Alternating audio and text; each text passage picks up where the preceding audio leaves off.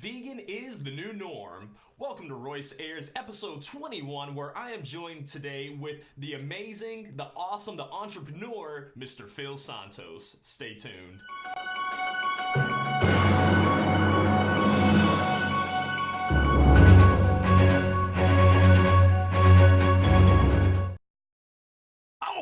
Hey, welcome. Thank you so much for joining us today on Royce Airs episode 21. I hope that you're having a fantastic Monday. Hope you had a really good weekend. I had a really good weekend, and I want to tell you just a little bit about it. I got to MC the Orlando International Fashion Week Kids Show, and it was one of the greatest shows that I have ever been a part of. And it honestly just makes me want to tell everybody to follow your dreams. There's a lot of people who always say, yeah, man, I'm so proud of you. I can't wait till I can do that one day. But what is really stopping you? I truly believe that the thing that was stopping me was myself.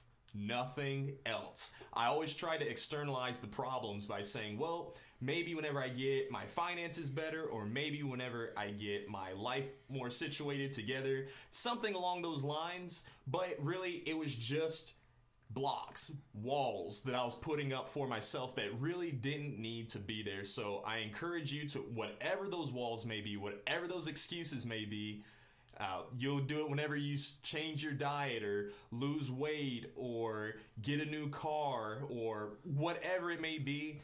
It starts inside. So start the journey, take that first step, and do it. Same thing with this show. Today is episode 21 for me. 21, which blows my mind. I can't believe that we're here already. And I have really good news. Really good news, exciting news. I'm going to be airing every day in July at Studio One. They have picked up our show and are going to help us create an even better platform. I don't have to be in my house doing this. Yes, I'm actually in my house doing this right now. We're in our laundry room. So seriously, you just have to start. For the longest, I'd always said that I wanted a talk show. I wanted to be on the radio. I wanted to use my voice, wanted to use my gift, but I just didn't. I always came up with some excuse. Well, some radio gig didn't pick me up, or, it's the whole follow-up game. But really, all of the tools were right there at my disposal this whole time. And now that I'm finally starting, my only wish is that I would have started earlier, but I'm really happy to be doing it now, today, so I encourage you to do the same as well.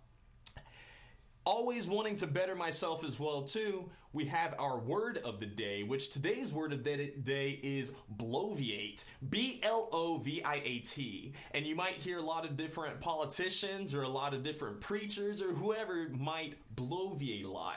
Bloviate just means to talk at length, especially when you're just inflating the subject. So, in a sentence, I would say that Royce does not bloviate on Royce Airs. Does not bloviate! Sorry, didn't want to scare you all away. I hope you didn't go away.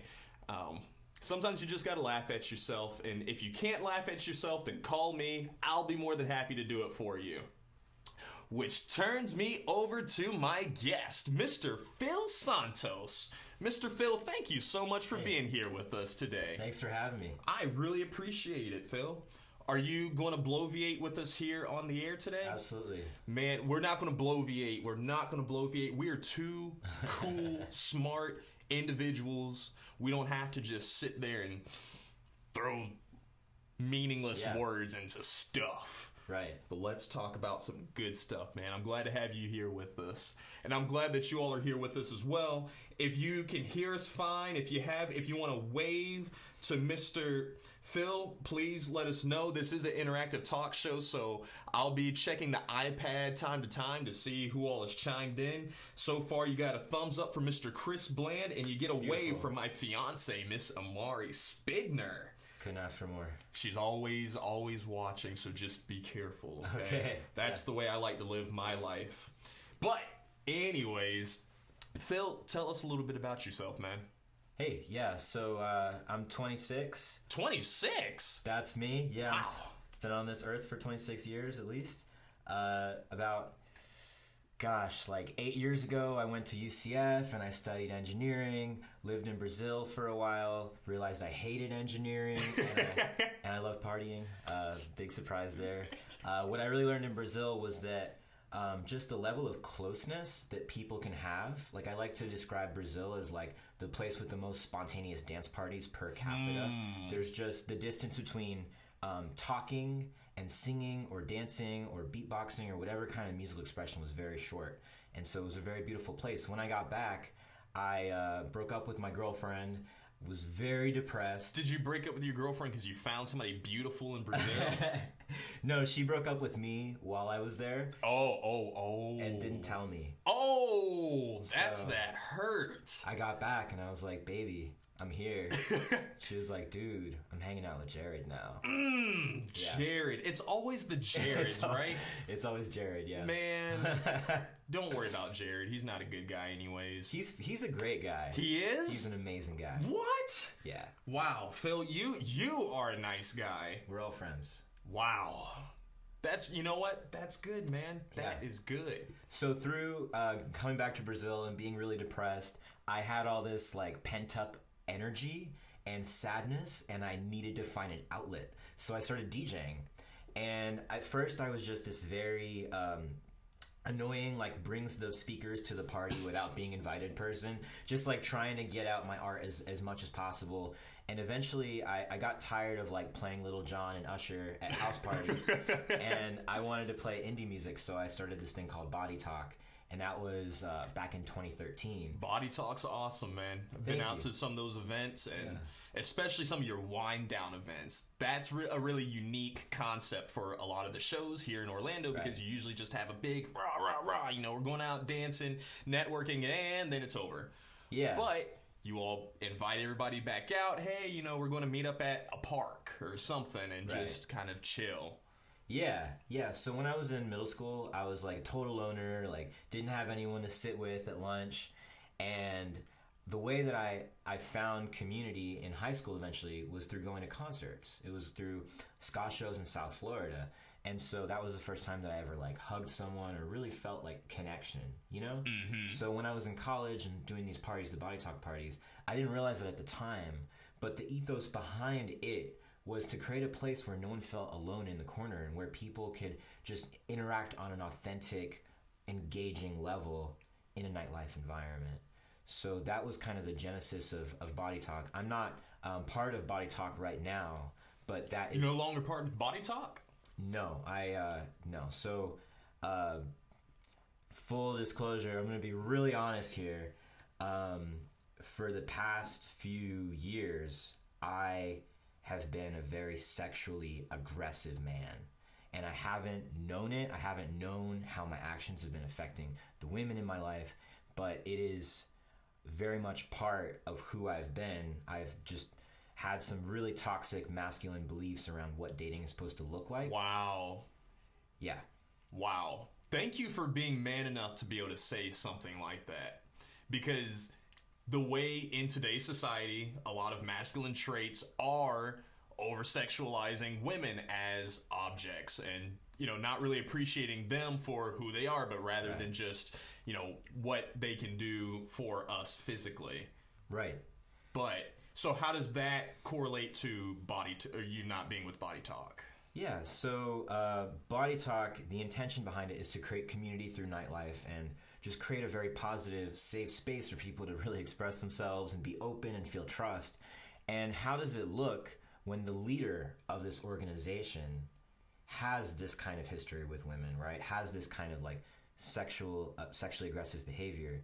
And it's not good. Like, there were people that had been burned by me and they had been, you know, stopped going to the event, and maybe they didn't feel safe at the event because at the very top of it, there was really bad behavior going on. So as a team, but we decided as Body Talk that it would be best if I stepped down. And so now my friends Stevie and Nick are running Body Talk. They're both like queer and like it's just it's a new era for Body Talk. And now after that, it's going to be run by two other people. So They ask me for advice sometimes. Like I obviously have a lot of knowledge around how to do these events successfully, but it's in really great hands, and I'm moving on to new things. That's all it is, man. Just evolution of who we are as a person. You just do one thing and then, you move on to the next. But that took a lot of balls, man. My mind is blown because I know that we were going to discuss this, but I didn't actually have the answer. And wow. Amari, she chimed in, said toxic masculinity is gross and unfortunate, which it is. And it's sad to see because even with us, she's a model, and I go to a lot of different modeling events with her, and almost as a safety thing, because some guys they'll say, hey, I'm a photographer, but they use that just so they can create their FAP collection. Oh my gosh. Custom. It's sad. Yeah. And I think even just in the context of dating, a lot of what we see as normal behavior from men, or a lot of what women put up with, really is really, really bad. Like, so right now I'm working on myself, so part of that journey of like healing is like trying to understand the pain that I've caused women, and also like how to be a more consensual partner. One thing I really want to urge men to do, and if I can, is just like have a conversation with whoever you're with before things get physical. And I haven't always done that, but I think just Body Talk did an ethical intimacy forum this weekend, and it was all about creating a more conversation around consent in our community. And one of the things that someone said was, if you think it's awkward to talk about consent and to talk about, hey, is it okay if I do this? Or like, hey, I want to kiss you. How do you feel about that? If you think that that's awkward, what's infinitely more awkward is to pass someone's boundary without their consent. And that's what's going to really, really hurt. So what's more awkward, like talking about it or crossing a boundary? Phil, dude, I hope a lot of guys will take that in and actually put that into practice. And it's funny because I've also started putting that into practice. Wow. It's bad how society just kind of makes us, they train us to just push ourselves on women, not almost in a rape manner. Yeah. Yeah. A lot of what we think is normal is super rapey, right? Like there's this male belief that if she says no, you should keep trying, because you as a man, that same way for a while, because you as a man know what she wants more than she does. And that's so terrible. And a lot of women play into that too. Yeah. Because they play that game of like, I want you to chase me, and my no doesn't really mean no. And if you're going to be engaging with women like that, like I think a lot of men are scared that by being more consensual, by asking before touching or by asking before escalating, it almost degrades our masculinity. We're not being strong men, right? Yep. Like a man's shame trigger is to do not be perceived as weak. That's what made me feel. Amari has definitely been the most open I have ever been with any relationship that I have ever had, and it feels great, but in the beginning it was really weird. It was a different feeling. It was like, I'm really asking or talking about my feelings in this type of way. Dude, but I wanted to ask you a question as well, Phil. Sure. Are you vegan yet? I am vegan. Are you vegan yet? I'm vegan, but are you vegan? I always forget that y'all aren't there, that it's just a camera. Whatever. But yeah, man, how long have you been vegan? I've been vegan for 2 years. 2 years? Yeah. Nice. Thanks, man. What started you along your journey? Oh, man. So I went vegetarian 3 years ago because of climate change. I was just like, environment, unsustainable use of water. Yeah, that's what got me vegetarian. Smart, man. Thank you for understanding. Sure. I mean, it's just a little bit that I can do. But after a year of being vegetarian, I had like health conditions develop. I was basically eating lots of bread and cheese. So I I just had lots of pain in my body, inflammation. My knees were really, really hurting. And I didn't know it at the time, but I have maybe like rheumatoid arthritis. Gotcha. And so I was at a low 2 years ago where I was literally on Craigslist looking for a wheelchair because wow. And I had been having back and forth conversations with my friends like, do I need a wheelchair? Because it was so painful to live and to walk. Like I wasn't able to go to the grocery store anymore or really leave the house. Wow. Because of the inflammation in my body.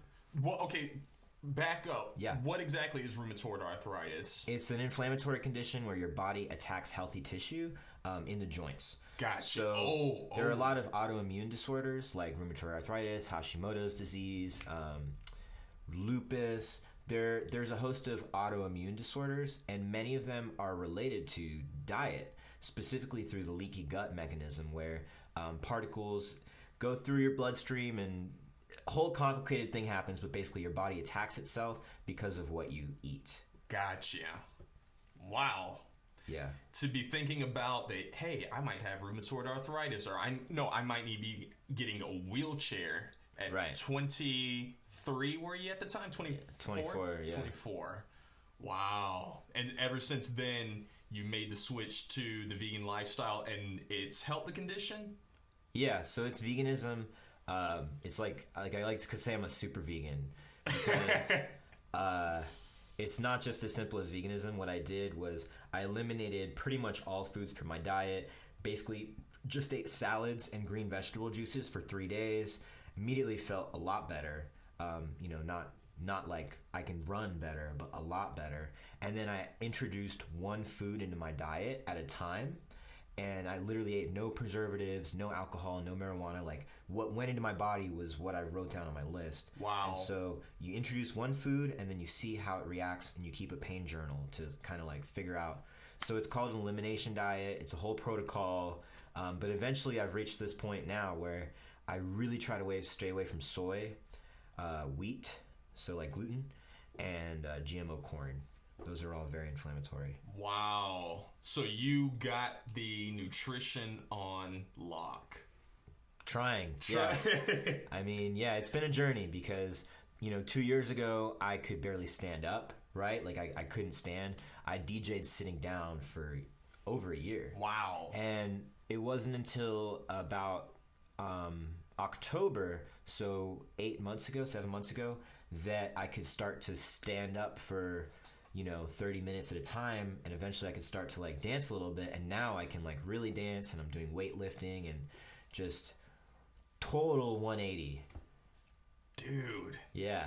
That is awesome. And the animals thank you as well, too. Sure, yeah. Jeez, man. Shout out to the animals. Shout out to the animals. For me, that's what it is about. It was about me at first whenever I went vegan. Like, I did it not for health reasons, but for spirituality. Just getting more in tune with myself, astral projection, lucid dreaming. Want to get really good at those. And once I got good at them and things started happening and I started having all these crazy dreams that it really felt like real life, I was like, yeah, all right, I don't know if I still need to keep doing this, but I learned about the environment issues. I didn't realize how big of an impact that being vegan, could save on, just energy consumption, water levels, just the toxic everything that we're putting out into the environment. Yeah. So kudos to you, man. Kudos to you. Yeah, same to you. I wanted to ask more about, so kind of what are your more future endeavors now? Are you going to start back another event coordinating committee? Because I know that those take a while. I get it. With NOOR 17, it's fun, but it's a lot. Yeah. So, well, one thing that I really miss is a sense of leadership and a sense of duty to be responsible for others and to feel like I have a mission and purpose in my life. And so for the past 6 months, I've very much been unsure about what's next. Oh, wow. But this past weekend, I found a lot of clarity.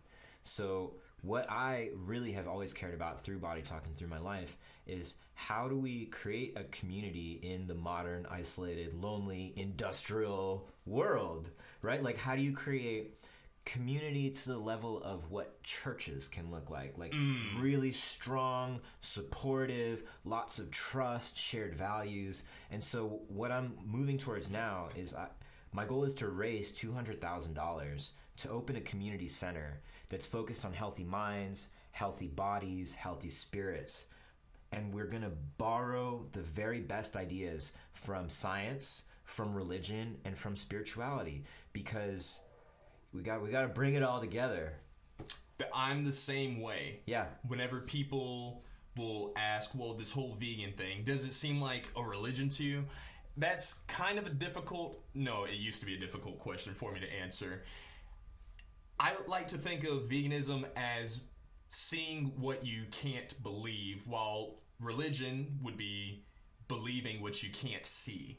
You know, for a lot of different people's religions, they just kind of, well, this is what my parents taught me, so I'm going to go with it. But and with a lot of different facts, a lot of the different everything that's out there, you can see the changes just even in yourself. Like you with your health. Right. You went on the strict vegan. I mean, you took strict to the next level. In fact, Amari said you're a level 5 vegan. You ever heard that term before? No. It was from The Simpsons. Yeah, Lisa was dating this one guy, and he said, hey, it's not going to work anymore. She said, why? I'm a level 5 vegan. Yeah. Whoa. So, yeah. That's me. But I do feel where you're coming from as far as putting that whole bond together, bringing people out. I've experienced that with the NOOR 17 events. A lot of people, they will come out to every single thing and they will help out. And it's awesome having that sense of community. And I think a lot of it relates to what it feels like to live in the modern world, right? Like, we see all these school shootings happening, and they're terrible. I can't help but think that the people who perpetrate that kind of violence, that kind of mass violence, are extremely lonely and spiritually unsatisfied, like, to their core. Like, I really think that hurt people, and the real epidemic of our age that's only just starting to get talked about is loneliness. Chronic loneliness is twice as deadly as smoking. Yeah, because of suicide, and because, if you're lonely and your health isn't good, who's checking up on you? True. Right? Biologically, as human beings, we are meant to live close to each other. We're meant to live in community. And the absence of really strong community in the modern world it's what I want to focus on with my life. Dude, keep on coming out to some of the NOOR 17 events, man. We would love. That's literally what it's all about. Yeah. Literally what it's all about. Just helping each other, one another. The one thing, whenever people first go vegan, and they'll say, well, I can't do it because, cheese, or, I don't want to just eat styrofoam and glass. I'm like, you're going to eat way more than that. But I like to mention to them, whenever they ask me, well, what's the first advice you'd like to give me? I don't give them recipes. Right. I don't give them anything nutrition-based. I let them know, like, hey, you should join these Facebook groups, or come out to our next event. If we're having an event like within that week or so, I'll invite them out, so that way they can meet other vegans, so they can know that they're not alone. Because that was my thing. Whenever I first started that journey, nobody I knew was on that wavelength at all. Did you know any vegans whenever you'd started? Yeah. I mean, at my house, we never buy meat. There's 5 of us. 2 of us are vegan. The rest just are conscious eaters. Yeah. I mean, my friend Natalie made me a vegan birthday cake like 3 years ago. It was around, and it stopped being weird, and eventually it started to be something that I really respected. Nice. So I think it's really important what you said, though. Whenever you're trying to educate or help someone move up spiritually, or just in how they live their life, you need to start where they are. Yes. Yep. Right? I've learned that the hard way, because whenever I first went vegan, I was that angry vegan. I was the one who will shove it down your throat for no reason. People would come in the room, and I would immediately attack them, just because it was just that passion. And a lot of them didn't understand, like, well, I would start throwing different things at them that they weren't quite ready for. And I guess you may have experienced this as well whenever you're talking to somebody about the vegan lifestyle and they are not on that wavelength yet. There are levels to it that if they have never talked to a vegan before, you're going to get those questions like, what? Well, what do you eat? Where do you get your protein from? But as they start to learn more, then eventually you start getting, okay, well, where's a good vegan restaurant? Yeah. Or is tempeh or is seitan a better protein? You know, those, whenever they start getting more advanced, it was like, cool. But at this point in my life, I just say, hey, well, watch my podcast. We'll probably talk about something like that tomorrow. So Yeah, no, that's cool. For sure, man, for sure. Wanted to ask you, as far as, I thought I heard a cell phone. It's all good. As far as body talk goes, do you feel that you are ready to kind of go, if they were to have an event tomorrow, would you still go to the event, or is it kind of just like you're done, like you are done with that life? Yeah, so I've been going to the events. Okay. Yeah, so I left like 4 months ago, and I've been going to pretty much all the events. Yeah. So, I mean, I'm definitely like trying to be very conscious about how I conduct myself at the events. But I still have a ton of friends, including the people who run Body Talk. They're my roommates. Did it ever become like an issue or something that like it got really escalated or out of hand at an event? Is that what kind of brought this all together? Or it wasn't at an event. It was on Facebook. On Facebook? Yeah. So it caught a lot of attention? Ton of attention. Oh, no. Yeah. Yeah, I've been seeing that. That's kind of the the whole social media can work for you, it can work against you. And yeah. I mean, it's definitely ultimately, so back in November, the Me Too movement was, I think, just starting. I didn't know it was going to be this whole big thing. So I was like, okay. I posted a Facebook status saying that, like, I have touched women without consent. I've thought that aggression was sexy, and, like, I'm really sorry. So an incident had just happened very, like, recent to that. And so I was like, wow, okay, like, I really need to, like, own up to this. And so I was like, okay, I'm a community leader. I need to acknowledge this. Like, this cannot be swept under the rug. So I'm going to acknowledge it publicly and hope that other men can acknowledge their own histories as well. And so I had a call, like, to men, like, we can do better. So there was a lot of support, and then there was a huge amount of backlash from people who were saying, like, hey, congratulations on being an abuser, and, you know. You know, and the support, like, the backlash, like, I get it. Like, at the time that I posted that, I did not realize the magnitude of how I had and how I had been affecting people.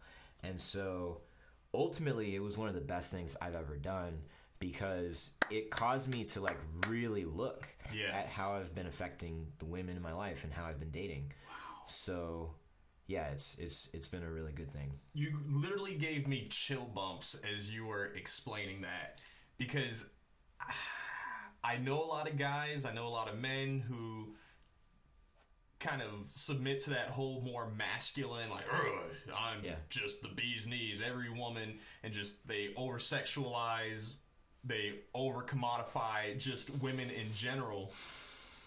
And to hear you say that, man.